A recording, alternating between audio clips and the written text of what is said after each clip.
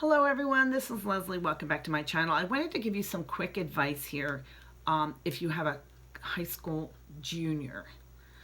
My advice to you if you have a high school junior who is looking to go to, or considering college.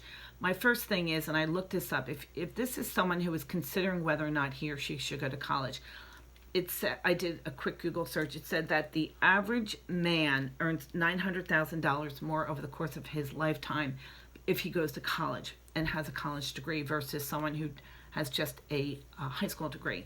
That's over 45 years of employment. That's an extra $20,000 a year. That's a lot of money.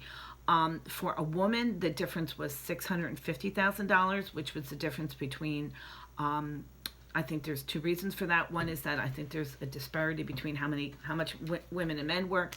I also think that's also because women are oftentimes out of the workforce while they're raising their children. I do also want to say, so number one, I think that college is a really good decision.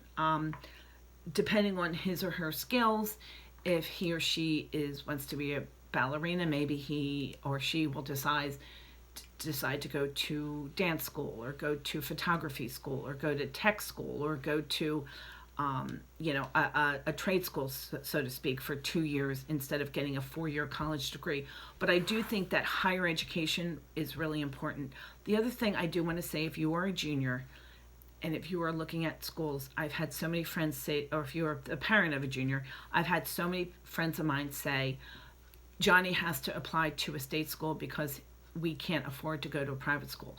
And I just feel like that is so short-sighted, because you will be shocked. That has been my experience, how much money children with need get from private universities compared to public state schools.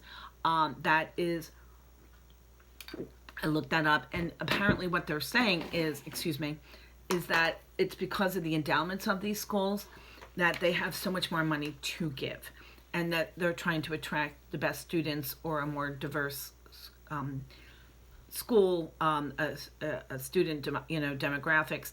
So do not discount going and applying to public or private schools for universities instead of public schools.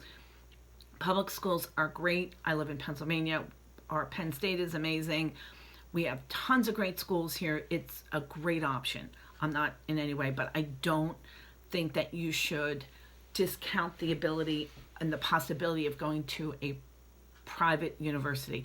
The only thing I would say is that there might be a problem because you do have to pay for the application fees, and this is my advice on that.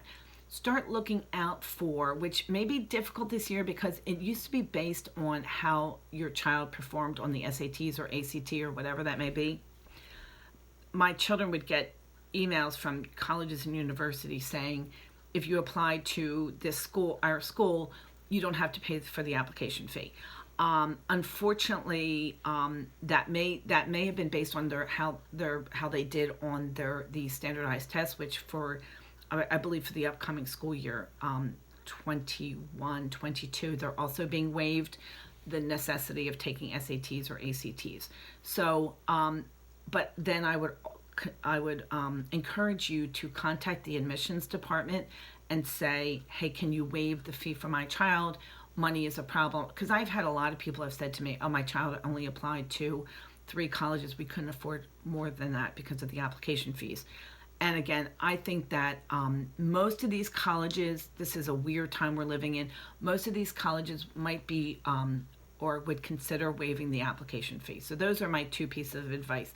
Don't discount a private school for your child if he or she is a junior, and consider, if you're concerned about the application fees, you may get turned down, but that's the worst thing that could happen, is that you get turned down, and consider reaching out if the application fee is truly a concern. Don't limit your choices, because I have a friend who his son applied only to 4 colleges and didn't get into any of them. There are obviously lots of alternative opportunities, which is what happened when he didn't get into any of those 4 schools in March. At the end of March 2 years ago, he ended up going to a more local college where they had an extended application deadline. So that is my advice to you. If you have a junior this year, I'm about to do another video about what to do if you're a senior. So if you're interested in that topic, please stick around. This is Leslie. Welcome to my channel. And if you are new, please like and subscribe if you like this kind of content. Thank you very much. Bye-bye.